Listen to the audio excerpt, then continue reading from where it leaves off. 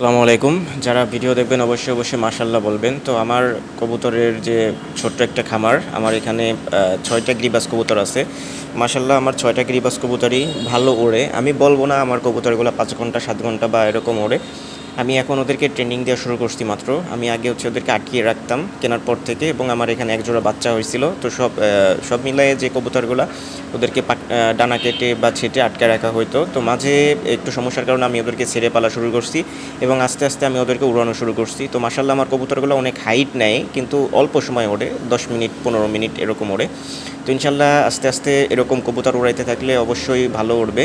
তো আমার একটা কালদম কবুতর এবং গিরিবাজ কবুতরের ক্রস একটা মড়ক আছে, যেটা হচ্ছে নর কবুতর, যেটা অনেক উপরে উঠে যায়, একদম খালি চোখে দেখা যায় না এমন অবস্থা, অনেক উপরে উঠে যায়, ক্যামেরাতেও ফোকাসে নেয় না অনেক সময়।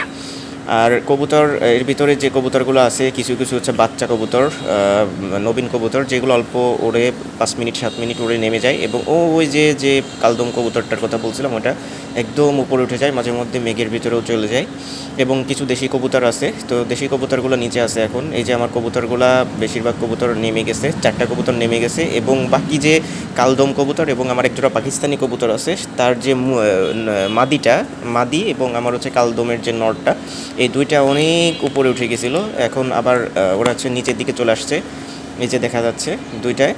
তো মাদি আজকে ফার্স্ট টাইম এত উপরে উঠছিল এবং এতক্ষণ ধরে উঠছে। এর আগে এত উপরে উঠে নাই বা এত ওড়ে নাই, হালকা পাতলা উঠছে, দেশি কবুতরের মতনই অনেকটা উঠছে।